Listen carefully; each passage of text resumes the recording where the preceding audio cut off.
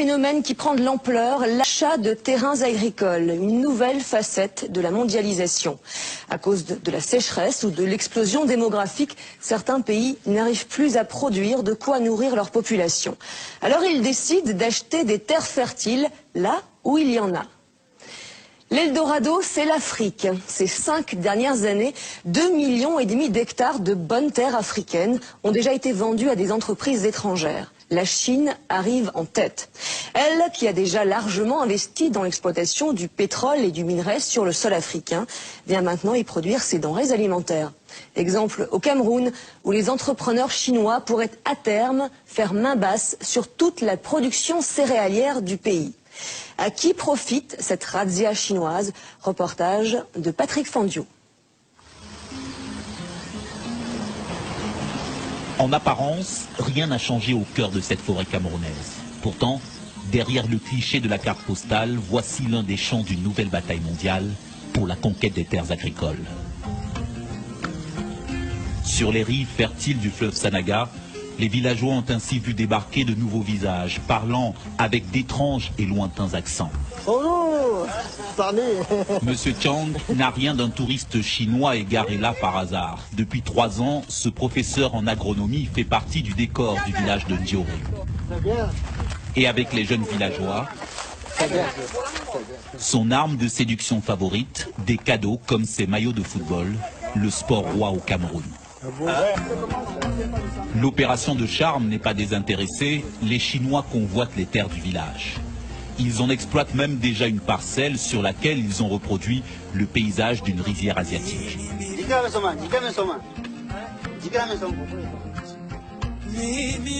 Du haut de son poste de contrôle, M. Li, le nouveau contremaître, il surveille ses ouvriers camerounais qui préparent la future récolte de riz. Et pour pouvoir leur donner des ordres, il a commencé à apprendre des rudiments de français. Ici, le patron, c'est M. Wang, pas peu fier de nous faire faire le tour du propriétaire. Sous son contrôle, à terme, 10 000 hectares, 100 millions de mètres carrés. Le Cameroun nous les a gracieusement offerts pour planter les céréales. Pour l'instant, c'est un champ d'expérimentation. On teste 200 variétés de riz pour avoir les meilleures semences. Semences et décors de rizières chinoises reproduites jusqu'au poste de surveillance, où est gravé l'inévitable poème patriotique célébrant l'odeur du riz. Encore, maître. Une vingtaine de techniciens depuis 2 ans dans le centre du Cameroun, appartenant à une société d'État chinoise qui, en Afrique, cible les meilleures terres agricoles. Bon, c'est vrai, il y a beaucoup d'arbres. Il va falloir tous les couper. Mais il y a du soleil, la terre est très fertile et l'eau coule en abondance. 8 heures de travail par jour, 40 € par mois, les paysans camerounais découvrent l'envers du miracle économique chinois. Il n'y a pas de contrat. Tu as un accident, toi-même tu vas t'en occuper. Tu es même malade, toi-même tu t'occupes de toi-même. Nous travaillons comme les temporaires. Ça veut dire que aujourd'hui tu peux venir au travail, demain tu es au quartier.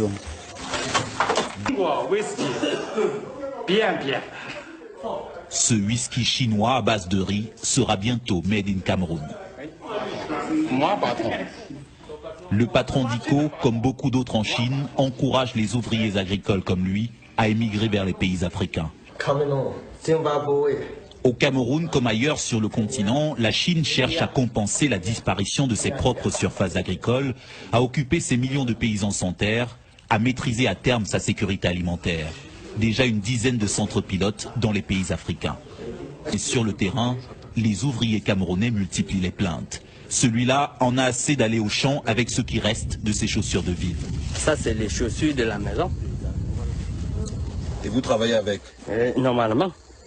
Le professeur Chang lui rappelle que les bottes ne sont distribuées qu'une fois par an à la saison des pluies. Les bottes, c'est un an, une fois. Nous, actuellement, là, nous travaillons pour eux. Ils doivent vraiment, normalement, nous habiller. Et normalement, nous mettre au moins un peu à l'aise. Et le paiement, même aussi, médiocre. Nous supportons seulement les 1000 francs de la journée. L'évocation du salaire de l'employé, 1000 francs CFA, 1,5 € par jour, met brutalement fin à la rencontre.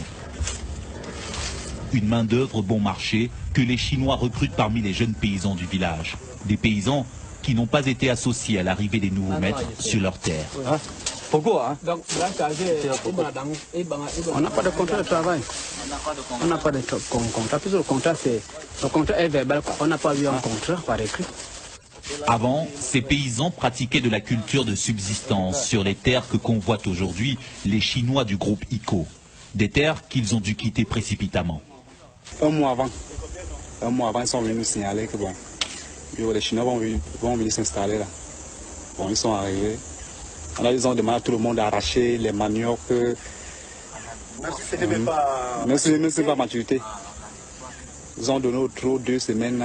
Ils ont commencé à cultiver. Ils ont commencé à battre les paniers, à défricher les champs de manioc, tout ça. Ils demandent même aux habitants de quitter. Les Chinois? Les Chinois, que c'est leur terrain. Et c'est normal. C'est pas normal. Ils disent que c'est leur terrain.